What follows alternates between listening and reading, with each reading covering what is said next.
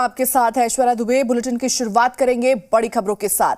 पटना से इस वक्त की बड़ी खबर सामने आ रही है, जहां बता दें कि कुर्मी और कोयरी वोट को साधने की तैयारी अब नजर आ रही है। बीजेपी की तैयारी देखने को मिल रही है, जहां कुर्मी और कोयरी वोट को अब साधने की कोशिश की जा रही है। बीजेपी अब लवकुश रथ यात्रा निकालेगी और इसको लेकर पूरी तैयारी कर ली गई है। 2 से लेकर 22 जनवरी तक ये यात्रा चलेगी। 20 दिनों तक सभी जिलों में ये यात्रा जाएगी। तो सम्राट चौधरी और आरसीपी के जरिए ये वोट को यहां पर साधने की कोशिश की जाएगी। बड़ी खबर इस वक्त की आपको दे रहे हैं, बड़ी जानकारी सामने आ रही है पटना से, जहां कुर्मी और कोयरी वोट को साधने की अब तैयारी यहां पर बीजेपी की देखने को मिल रही है। कहा जा रहा है कि बीजेपी अब लवकुश रथ यात्रा निकालेगी, जो कि 2 जनवरी से लेकर 22 जनवरी तक ये यात्रा चलेगी। तो 20 दिनों तक बिहार के सभी जिलों में आपको बता दें कि ये यात्रा जाएगी और साथ ही इस यात्रा का नेतृत्व सम्राट चौधरी और आरसीपी के जरिए यहां पर किया जाएगा और इसी जरिए यहां पर कुर्मी वोट को साधने की कोशिश भी की जाएगी।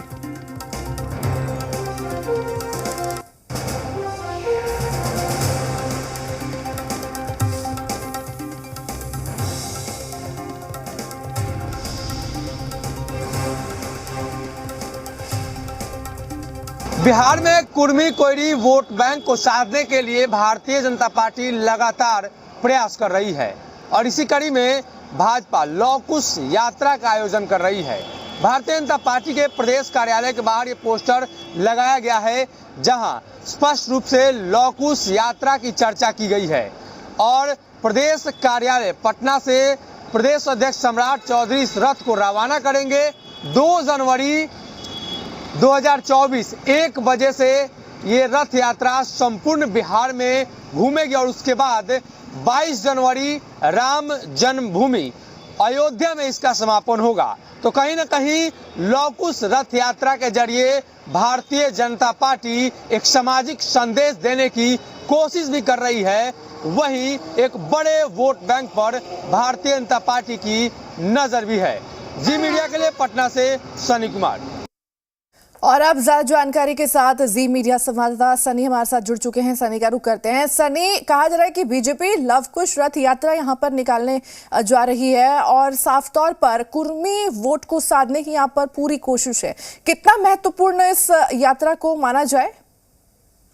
ये यात्रा काफी महत्वपूर्ण है। एक तरफ तो भगवान राम जन्मभूमि जो अयोध्या में है, वहां पे इस यात्रा की समापन होगी। तो वहीं दूसरी तरफ कहीं कुर्मी कोयरी वोट बैंक, जो परंपरागत रूप से मुख्यमंत्री नीतीश कुमार का वोट बैंक रहा है, जनता दल यूनाइटेड की वोट बैंक रही है और सम्राट चौधरी को प्रदेश अध्यक्ष बनाना हो, जो कि कुशवाहा समाज से आते हैं, तो इसी समीकरण का हिस्सा आरसीपी सिंह को भारतीय जनता पार्टी ने जनता दल यूनाइटेड से अपने पाले मिलाया, जो कि इसी समीकरण का हिस्सा है। और कहीं ना कहीं लगातार भाजपा प्रयास कर रही है। भाजपा एक सामाजिक समीकरण बुनने की कोशिश कर रही है बिहार में।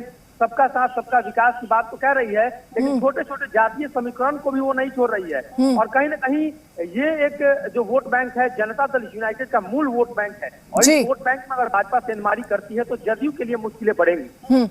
सनी, क्या कोई विशेष यहाँ पर संदेश भी देने की कोशिश की जाएगी समाज को? जी बिल्कुल। जहां एक तरफ उत्तर प्रदेश की बात करें तो भगवान राम से जुड़े हुए कई स्थल है, तो वहीं बिहार में भी कहीं ना कहीं उसकी छाप देखने को मिलेगी। बिहार में भी कहीं ना कहीं उस समाज के वोट बैंक को उसी आधार पर साधने की कोशिश करेगी, इसलिए कि भगवान रामकुश और माफ कीजिएगा भगवान राम और लवकुश का जो नाता है, उसको जोड़ते हुए भारतीय जनता पार्टी इस समाज के वोट को अपना बताते हुए कहीं ना कहीं भारतीय जनता पार्टी उन सामाजिक समीकरणों को भी बुनने की कोशिश कर रही है, जो अभी तक भाजपा से अछूता था। ठीक है सनी, तमाम जानकारी साझा करने के लिए और जुड़ने के लिए आपका बहुत बहुत धन्यवाद।